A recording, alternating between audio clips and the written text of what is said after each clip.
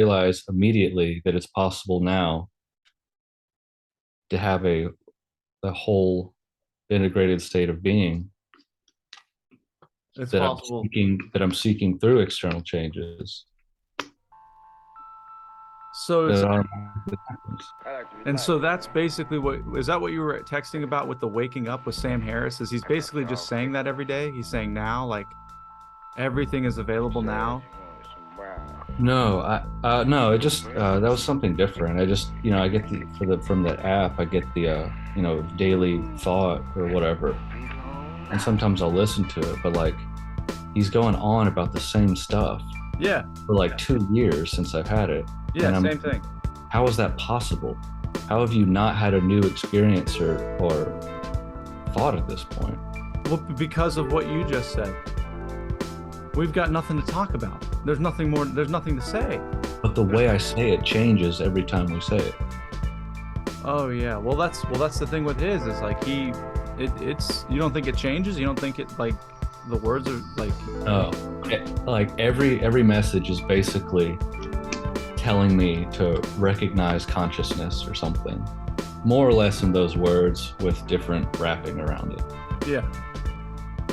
And it's the same. I've never, I've never for like more than maybe 2 weeks at a time at most felt like some kind of direction or pointing like that was relevant. It ends. It goes stale. It becomes an idea. Like,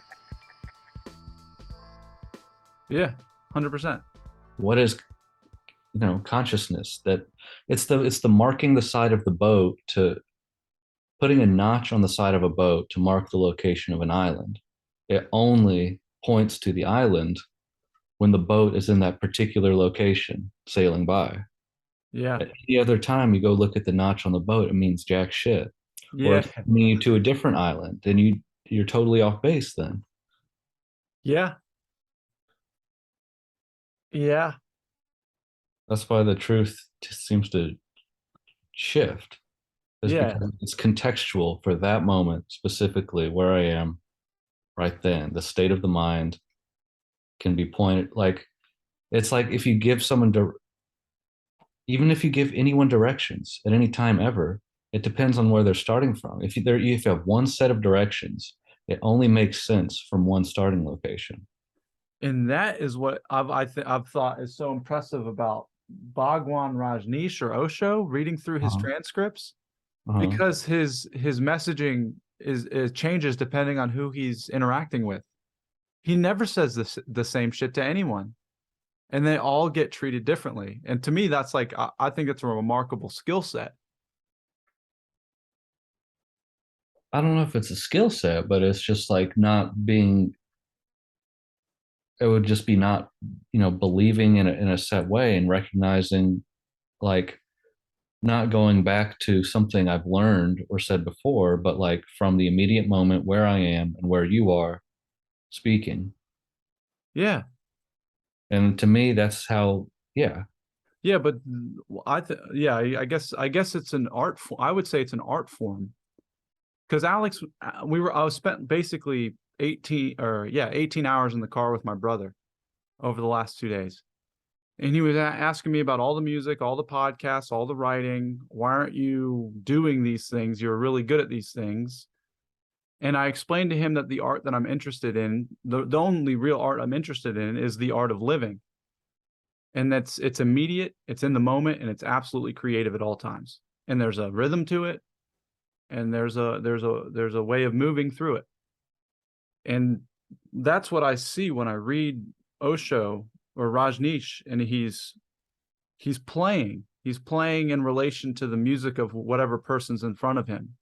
And he's seeing how this instrument is tuned almost. He sees, and I wouldn't even say he's the one seeing it. It's just it arises when he gets into relation with someone who's approaching him.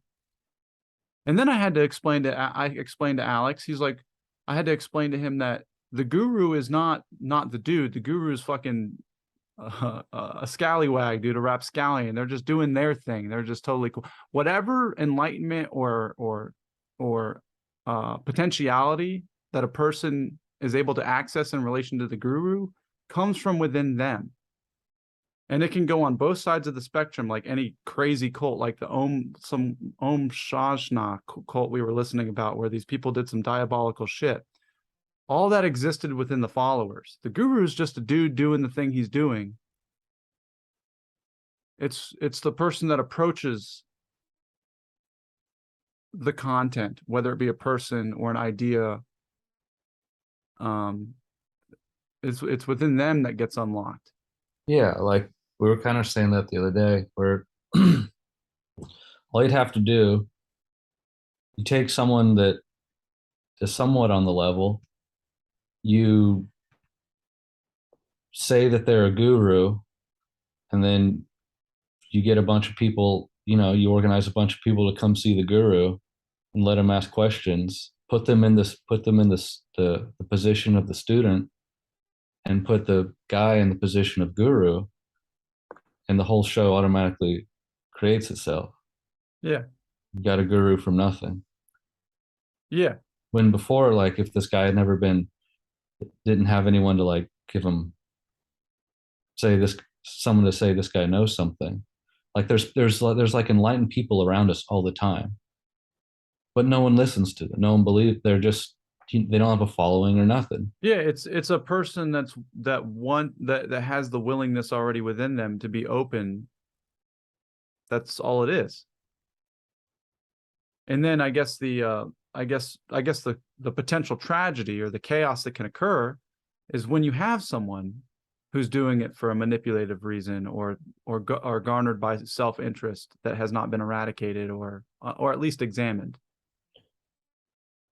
Which is why we can watch Sadhguru and go like, this dude is a cliche now. Like he's not, because if you just continue to get validated for the character that's been created of you, you cease to be a real person.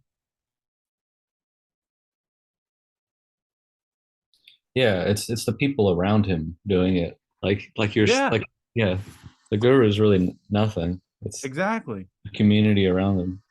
Yeah.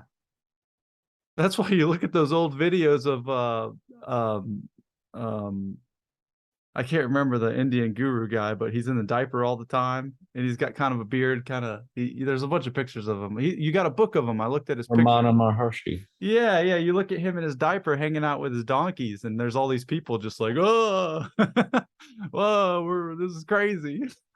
He's so woke. Well, apparently he didn't need to say anything for people to like experience and learn stuff around him. Yeah. I mean, I think so. Okay, so there does seem to be a different type of guru who does apparently emanate some sort of power or presence that's easily picked up on. Um, Well, yeah, yeah. But then again, it's the people.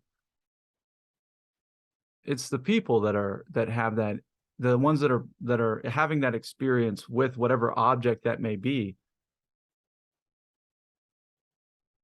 whether it be a person or an idol.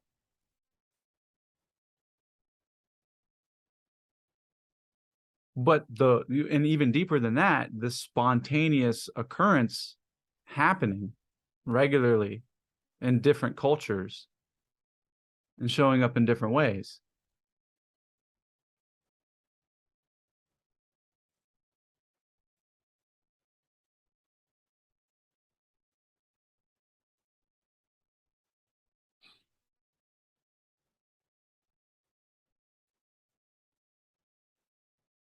It was really cool because as I was talking to Alex, and he was like, and I was explaining some things for him about the nature of mind, about how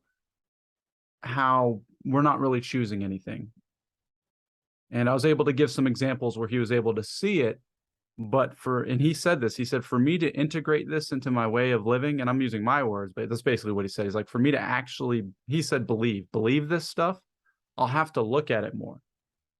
Like, he's like, what you're saying checks out. but I have not experienced what you're saying, so I can't accept it as true. That's the only rational response possible. Exactly. That's the only helpful response possible. Exactly. And I was like, yeah, Wow, he's got a chance. Good job. yeah.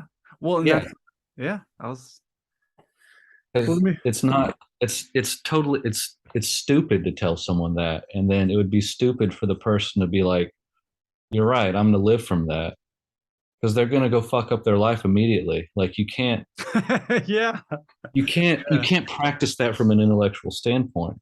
But someone can share that. You can say, I don't know. But like the only way to integrate that is to see that in the moment, and then that gives rise to new actions and thoughts.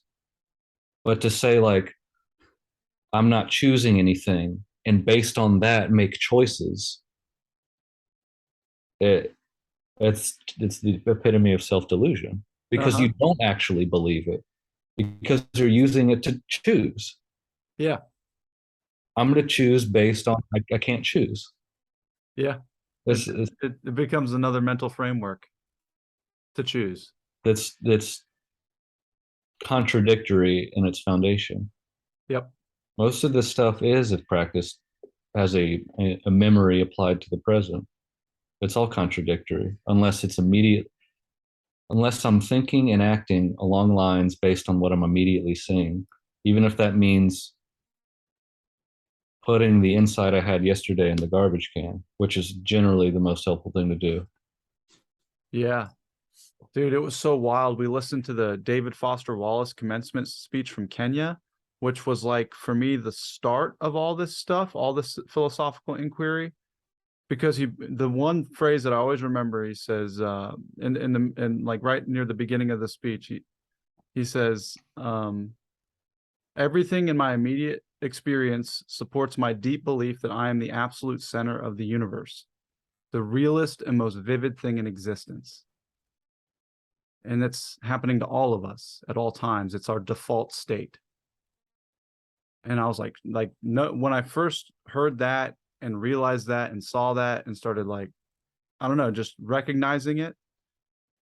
Like I could, so like we were talking, like I couldn't get to the world as self until I really understood selfishness itself, ingrained in my being and my nature, absolute selfishness, absolute like what I like my not my thoughts, my feelings, my needs, my wants.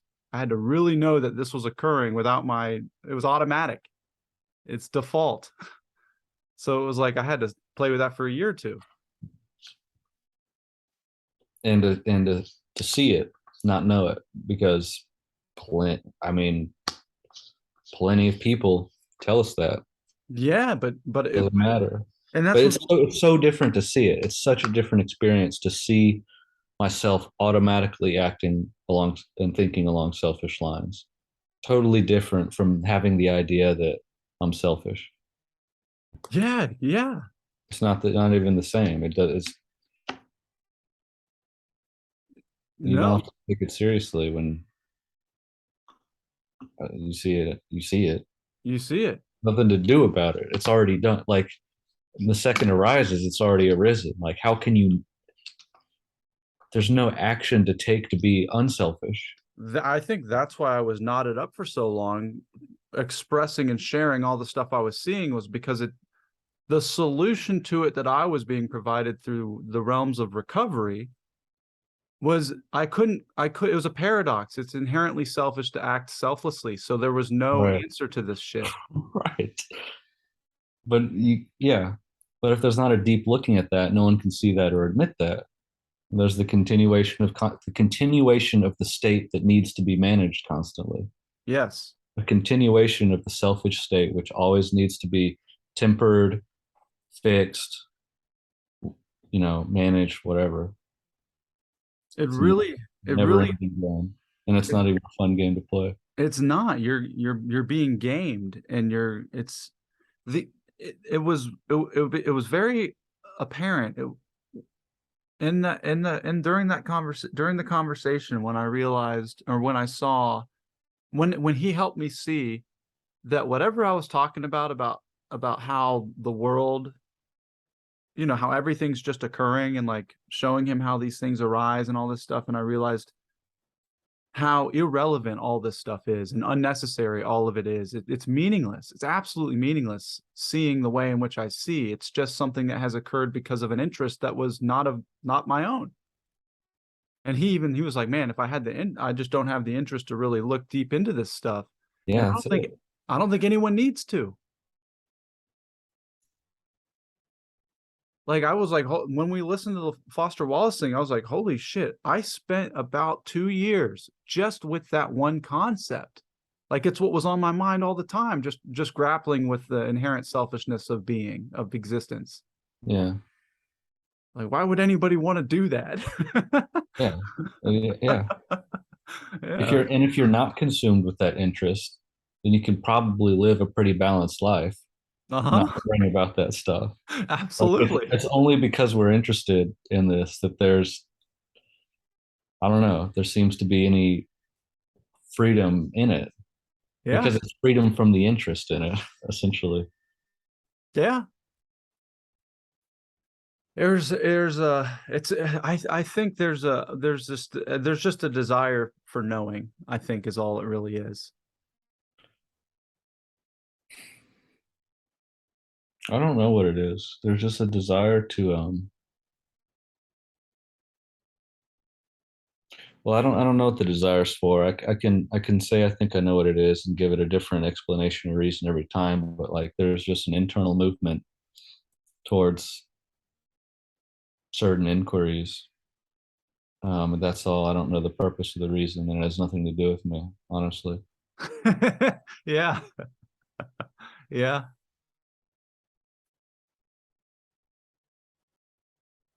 It's not possible to take credit for anything. Ever. Yet I see myself, I watch myself saying you're welcome and stuff, and like just as like social, it's just effortless. Even though I know I've literally done nothing. It's just a convention of language. Yeah. So try next time you're, I don't know if it's going to make any sense. Next time you take a shower, just watch, washing your hair and using soap and all that. Just like, I don't know why it has to be in the shower, but I just always do this for some reason. But just kind of keep in mind or like pay attention to the fact that you don't actually know how to do what you're doing. Like, when I'm washing my hair, I pay attention to all the movements the hands are making. And it's absolutely clear I have no idea how to actually do that. It's too intricate, too complicated. I don't even know how to move a pinky. I don't know how that works. It just moves, right? Like I have zero idea how to activate all of the wiring and impulses that are needed to do that, right? Like I can't even say that I'm the one generating the impulse or the desire to move the pinky with a complicated hands-on task. It's totally beyond my comprehension how it's happening, yet it does so flawlessly, more flawlessly the less I try to do it or control it.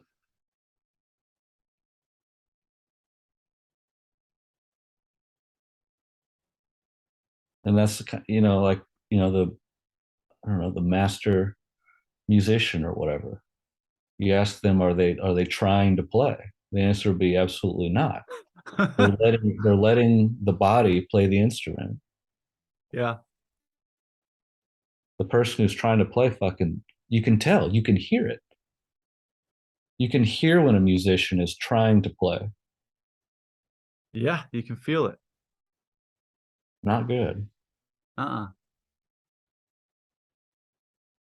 And I guess that's kind of, I guess why why one could feel out of place in buildings and man-made structures and stuff, while other certain structures don't have that. And why you can listen to a pop song on the radio and be deeply dissatisfied, God.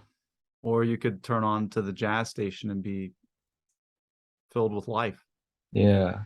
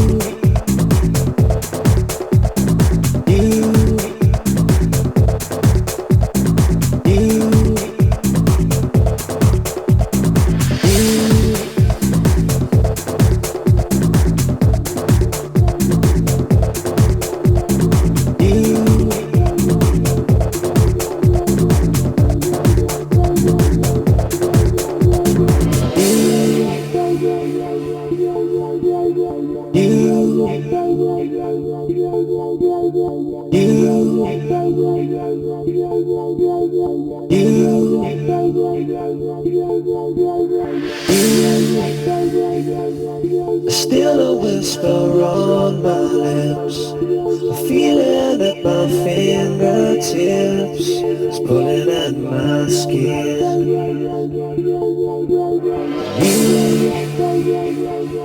You leave me when I'm at my worst, a feeling as if I've been cursed, bitter cold within. Days go by and still I think of you. Days when I couldn't live my life without you. Days go by and still I think of you. Days when I couldn't live my life without you. Without you.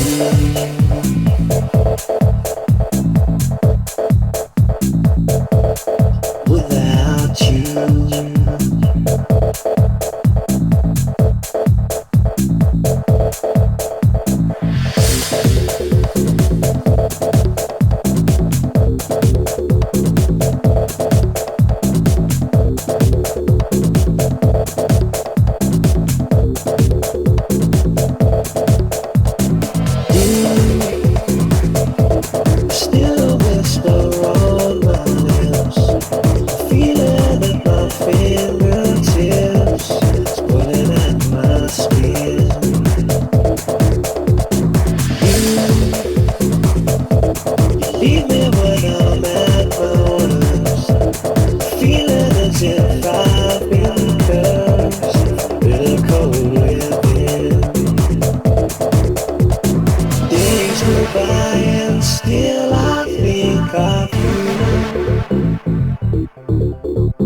Days when I couldn't live my life without you. Without you.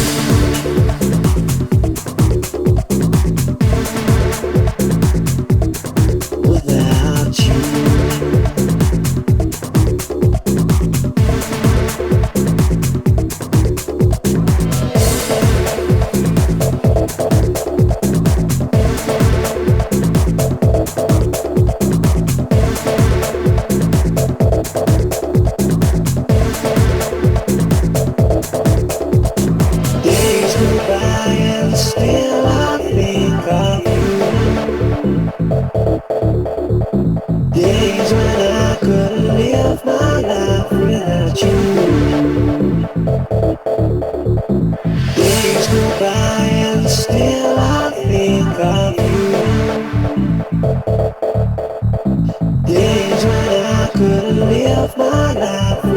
you